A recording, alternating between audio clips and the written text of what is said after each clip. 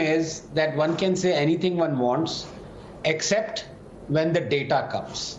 So let me give you just the data, because my opinion doesn't need to demolish anything like a bulldozer. The data itself will do the needful. I have 3 points to make, and please allow me a couple of minutes. It's very important. Number one, let's be clear about something. The Supreme Court has not stopped the bulldozing.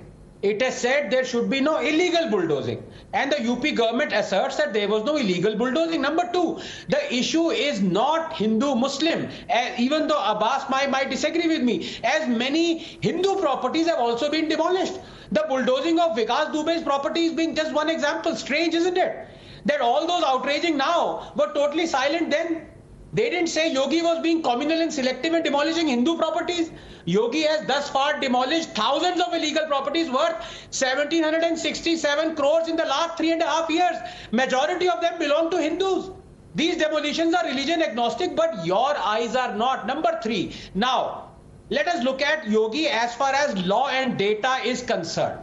Now, the latest data, Navika, we have is pre-COVID from 2019-20 from NCRB. But that is good enough to see the trend. There is no doubt that law and order has improved under Yogi Adityanath compared to the years under Akhilesh Yadav. And this is a fact across multiple parameters. For example, in 2017, UP recorded 4,089 cases of robbery, and in 2019 it was 2,241. Cases of dacoity have nearly halved in the state from 263 cases in 2017 to 124 in 2019. Cases related to murder have decreased from 4,324 in 2017 to 3,806 in 2019. There is a reduction of 45% in rape cases from 3,419 in 2016 to 2,317 in 2019-20. As I said, the Yogi government has so far seized and demolished thousands of crores worth of properties held by mafias and criminals. 10,021 criminals with bounties on their head are in jail. 36,990 criminals have been arrested under the Gangster Act, while 523 accused have been booked under NSA. Number of riots have come down from 8,018 in 2016 to 5,714 in 2019. Do we remember Akhilesh's years?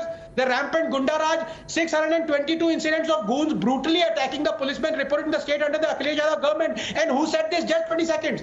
Akhilesh Yadav's government itself in the assembly. Shall we talk of that garrulous item number entertainment the state government arranged for politicians in Safai, or of Azam Khan and his buffaloes and all that for resources spent on tackling crime? So let us talk only of data. We don't need to talk about opinion.